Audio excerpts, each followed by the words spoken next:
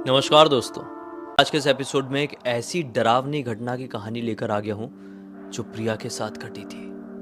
प्रिया भोपाल में अपने परिवार वालों के साथ अच्छी खासी अपनी जिंदगी काट रही थी।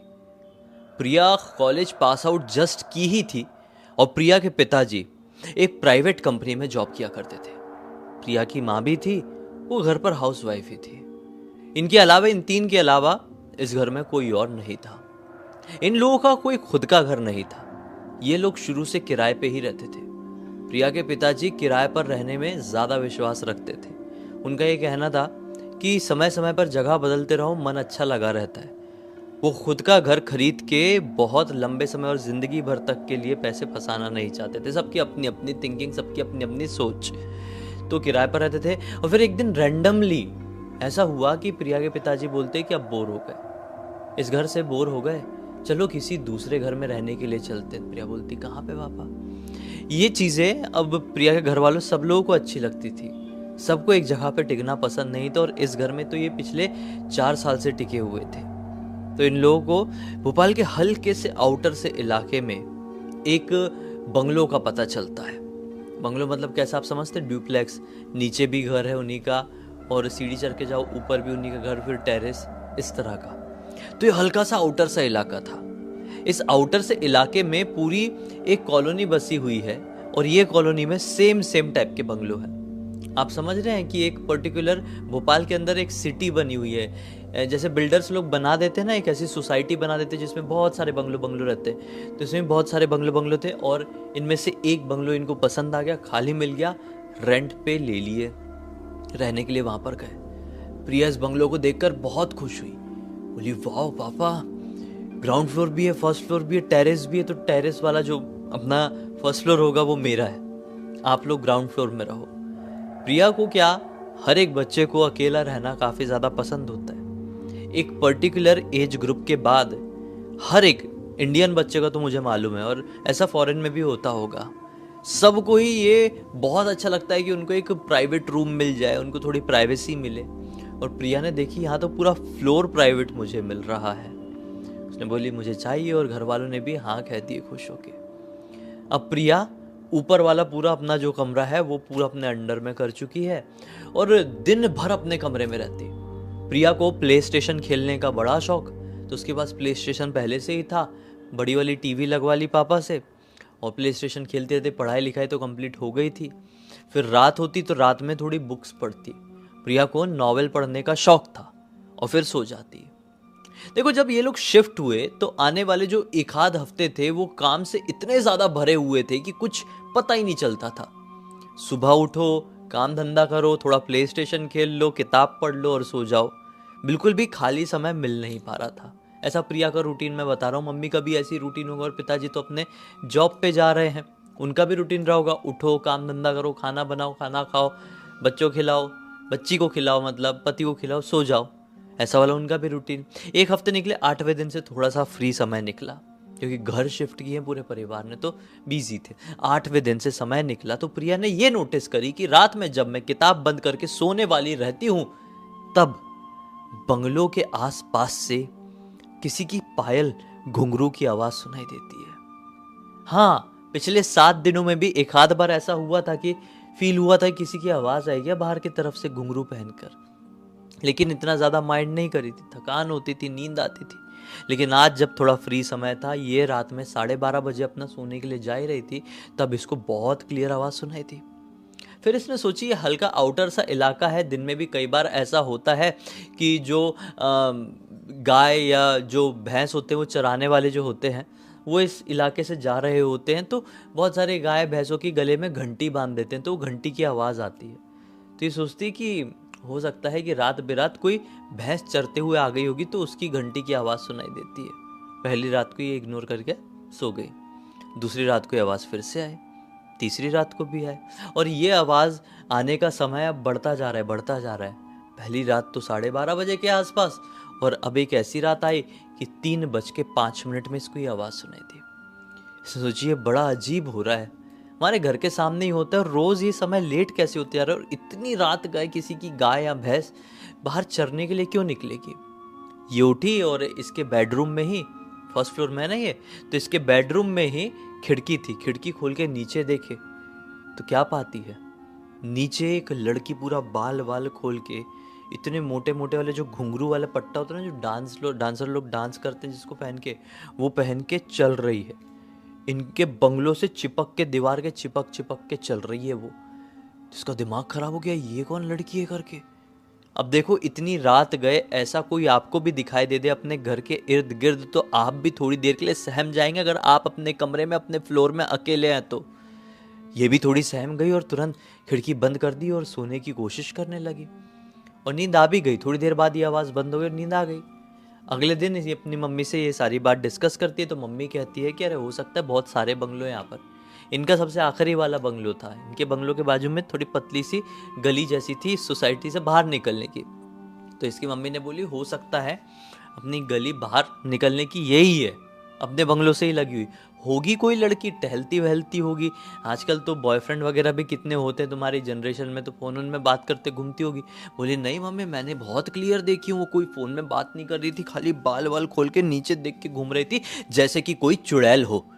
मम्मी हंसने लगी, अरे ऐसा कुछ नहीं है, फालतू की बात कर रही है तू तो अपने मन में बिना मतलब का डर बैठा ली है। और वैसे भी तेरे पापा आज जाने वाले हैं, आने वाले 2 दिन के लिए बाहर किसी काम के सिलसिले में जा रहे हैं।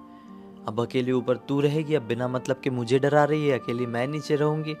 हाँ, इससे बेहतर है कि अपन दोनों साथ में सोया करेंगे। ऊपर वाला घर तू थोड़े दिन के लिए भूल जा, ठीक है? जब तक पापा नहीं आ जाते तू नीचे ही रहे, मेरे साथ सोया कर। ये बोलती ठीक है मम्मी। वैसे भी कल के बाद मेरे मन में एक अजीब सा डर बैठ गया है। दिन चले जाता है, रात का वक्त आता है, ये लोग खाना पीना खा के 11:30 बजे के आसपास सोने के लिए बिस्तर में चले गए। हल्की सी किताब पढ़ने की तो आदत है ही। लेटे लेटे मम्मी सो गई है बिस्तर में, एक ही बिस्तर में सो रहे हैं नीचे वाले फ्लोर में। किताब 1-2 पन्ने पलटी, पढ़ी, बंद करके सोई है। इसको एक सपना दिखाई देता है, एक बड़ा अजीबो गरीब सपना। ये देखती है कि एक बहुत बड़े मैदान में खड़ी हुई है, जिस मैदान में बिल्कुल सूखे सूखे बहुत सारे पेड़ हैं, मरे हुए पेड़। और वहां से अचानक से बहुत अजीब सी आवाज़ सुनाई दी। मतलब खुले मैदान में है और खुले मैदान के एक कोने से, एक कॉर्नर से, एक जगह से, एक स्पॉट से बहुत ज़ोरों की आवाज़ सुनाई दी।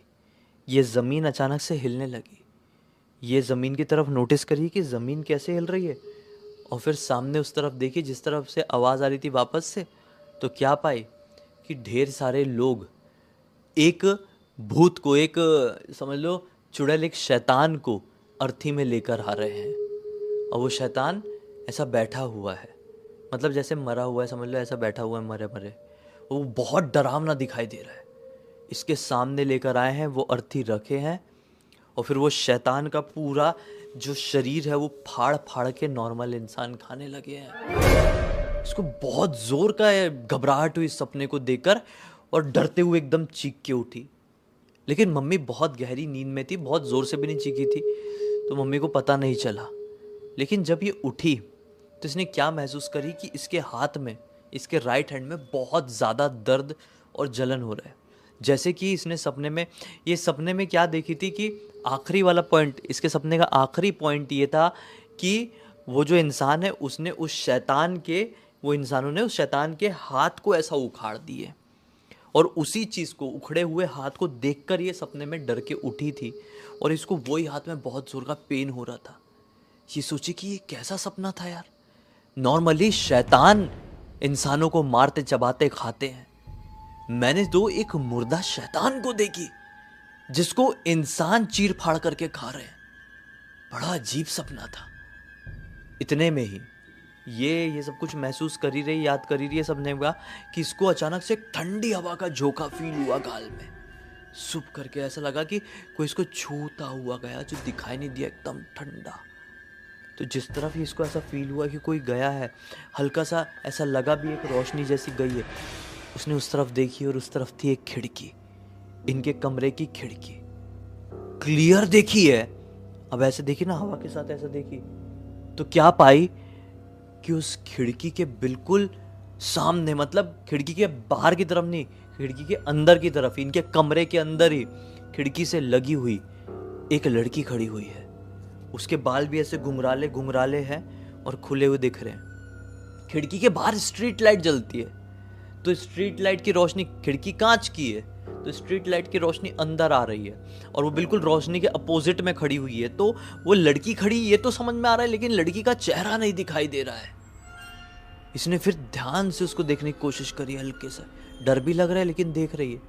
तो ये पाई कि उसके जस्ट बाजू में एक छोटी लड़की भी खड़ी है और वो इसकी मम्मी को, उसके बाल भी ऐसे घुंघराले घुंघराले हैं और खुले हुए दिख रहे हैं। खिड़की के बाहर स्ट्रीट लाइट जलती है, तो स्ट्रीट लाइट की रोशनी, खिड़की कांच की है, तो स्ट्रीट लाइट की रोशनी अंदर आ रही है और वो बिल्कुल रोशनी के अपोजिट में खड़ी हुई है। तो वो लड़की खड़ी, ये तो समझ में आ रहा है, लेकिन लड़की का चेहरा नहीं दिखाई दे रहा है। इसने फिर ध्यान से उसको देखने की कोशिश करी, हल्के सा डर भी लग रहा है लेकिन देख रही है। तो ये पाई कि उसके जस्ट बाजू में एक छोटी लड़की भी खड़ी है और वो इसकी मम्मी को देखकर रो रही है नॉन स्टॉप। वो छोटी वाली लड़की इसकी मम्मी को देखकर रो रही, इसकी मम्मी अभी भी नींद में। ये सब देखकर इसको ऐसा लगा कि शायद ये मेरा वहम भी हो सकता है, ये सपने के बाद का एक बुरा इफेक्ट भी हो सकता है। तो इसने आंख को थोड़ी सी ऐसे ऐसे करी और वापस से देखी, तो क्या पाई कि खिड़की के पास तो केवल वो छोटी वाली लड़की खड़ी है और रो रही है इसकी मम्मी को देख के। वो बड़ी वाली लड़की वहां नहीं खड़ी है। वो बड़ी वाली लड़की का हाथ पीछे से इसके कंधे में आया और ये जैसी पीछे पलट कर देखी, वो घुंघराले हुए बाल के साथ एकदम सूखा हुआ मुंह, डरावनी स्केलेटन जैसी दिखने वाली वो लड़की एकदम इसके मुंह के पास ऐसे आके खड़ी हो गई। ये बहुत जोर से चीखी, मम्मी। अचानक से मम्मी डर के मारे उठी, क्या हो गया क्या हो गया? बोली, मम्मी चुड़ैल चुड़ैल देखो, हमारे कमरे में भूत आ गई है। मम्मी बोली, कहाँ है भूत? कोई नहीं है। क्यों डर रही है तू? ये बोली, मम्मी अभी थी, मुझे पहले सामने दिखाई दी और फिर मेरे पीछे अचानक से आ गई थी। वो बिल्कुल मेरे मुंह के सामने थी, वो मुझे मार डालेगी मम्मी। पिछली रात को भी वही दिखाई दी थी, आज भी वही दिखाई दी है, मुझे बचा लो। मम्मी बोलती है ऐसा कुछ भी नहीं हुआ। इसकी मम्मी इसके सर पे थोड़ा हाथ फेरती है, गायत्री मंत्र पढ़ती है, गायत्री मंत्र पढ़ के ऐसा फूंकती है, इसको पानी पिलाती है, इसको थोड़ा शांत करवाती है और इसको सुला देती है, लेकिन खुद नहीं सोती। ये वाली रात अब कट जाती है। अब पापा को 2 दिन बाद आना था, लेकिन वो अगले दिन आ गए। बोले कि हमारा काम खत्म हो गया, तो हम नहीं रुके। अब जैसे पापा आ गए तो ये बोली कि अब मैं ऊपर ही सोऊंगी। मन में डर है कि कैसे सोऊंगी, लेकिन फिर भी अब सोना तो पड़ेगा ही। ये ऊपर चली गई सोने के लिए, रात आ गई है। फिर रात के 3:05 का समय है, ठीक 3:05 को ये फिर से एक बुरे सपने से चीख के जागती है। और ये बुरा सपना ये था कि इस बार उसने वो अर्थी जो थी, पिछले सपने में क्या देखी थी कि अर्थी में एक शैतान बैठा हुआ है। इस बार इसने देखी कि अर्थी में यही है और इसकी अर्थी को शैतान एक नदी की तरफ लेकर जा रहा है। वो नदी पानी की नदी नहीं है, बल्कि सड़े हुए मांस और शायद खून, गंदगी, नाले जैसा कुछ बह रहा है। वहां तक लेकर गए हैं और इसको अर्थी से ऐसा उठाए हैं, इसको पहले पूरा डुबाए हैं, उसमें डुबा के बाहर निकाले हैं और फिर पूरे शैतान इसके चिथड़े चिथड़े खींच खींच के खाने लगे। ये फिर से डर के मारे उठी, ये 3:05 में जो चीख के उठी थी। तो इसने ये महसूस करी थी तुरंत थी कि इस रूम में मेरे अलावा भी कोई है। का जो ये बेड था ना, बेड के जस्ट बाजू में स्विच था लाइट ऑन करने का। इसने लाइट ऑन करने की कोशिश करी, लाइट ऑन नहीं हुई। उसी वक्त इसको इसके बाथरूम से किसी के चलने या दौड़ने की आवाज सुनाई दी। बोले, शिट, बाथरूम में कौन चल दौड़ सकता है? जाती हूँ, देखती हूँ। अब देखो, इंसान कितना भी डरे रहे, आप कितना भी डरे रहो, एक ह्यूमन नेचर होता है, एक हमारी प्रवृत्ति होती है। क्या होती है कि किसी जगह से आपको कुछ आवाज़ सुनाई दे, हलचल फील हो, आपको लगे कि वहाँ पे कुछ है, तो आप उस कमरे में जाके देखना ज़रूर चाहेंगे। ऐसा कभी नहीं होगा कि आपको आवाज़ आ जाए और आप अपनी जगह पर बैठे रहें, आप उसी जगह की तरफ जाएंगे। और ये भी बाथरूम की तरफ गई। बड़ी हिम्मत करके जैसे बाथरूम खोली तो क्या पाती है कि अंदर एक फंदे में यही लटकी हुई है और इसकी गर्दन ऐसी टूटी हुई है, पूरी आंख वहां, जीभ वीभ सब बाहर है। और तुरंत ये चीख के हो गई बेहोश। बेहोश हुई तो बहुत जोर से इस बार चिल्लाई थी और फिर धड़ाम से गिरी तो नीचे आवाज चली गई थी। मम्मी पापा भागते हुए आए और देखे कि सब तो नॉर्मल, इसको क्या हो गया।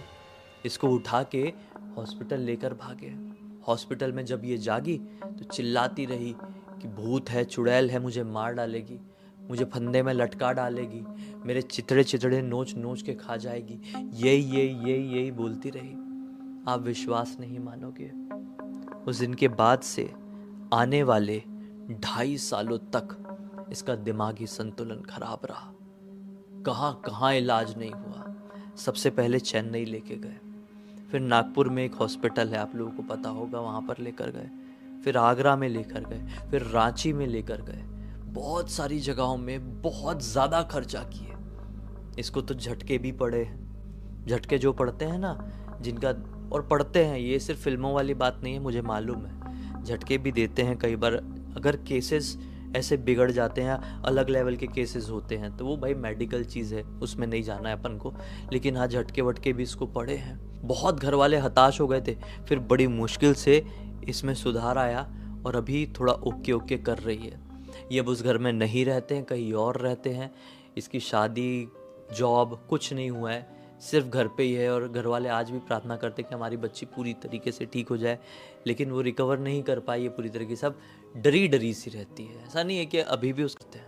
अब तक इस वीडियो को देख लिए हैं तो लाइक ज़रूर कर देना, चैनल को सब्सक्राइब करके बेल आइकन दबा के ऑल के ऑप्शन में क्लिक करना, क्योंकि इसी तरह के हैरान कर देने वाले खौफनाक वीडियोस डेली आप लोग के सामने लेके आते रहते हैं। इंस्टाग्राम की लिंक इस वीडियो के डिस्क्रिप्शन बॉक्स में मिल जाए, क्लिक करके डायरेक्टली वहाँ पर पहुँच जाना। और इसी तरह की कोई भी कहानी, टॉपिक या जानकारी आप लोगों के पास भी है तो लिख भेजना।